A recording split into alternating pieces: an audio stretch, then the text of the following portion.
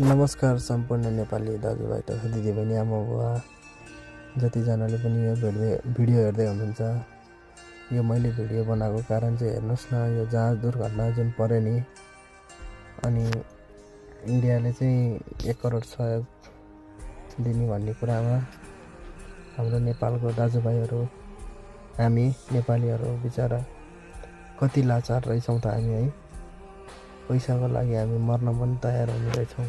यस्तो देशको हालत यस्तो बनाइसके यार, के गर्नु, देशको हालत यस्तो बनाइसके। यो कमेन्ट पढेर त मेरो आँखाबाट आँसु आयो क्या।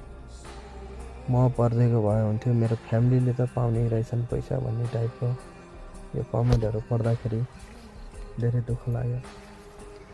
हेर्नु न, धेरै जसो मान्छे म परेको भए पनि हुन्थ्यो नि भन्ने यो शब्द सुन्दा त म त मेरो धेरै भावुक भएको छु म। प्लिज हात नमान्नु होला मेरो दाजुभाइहरू।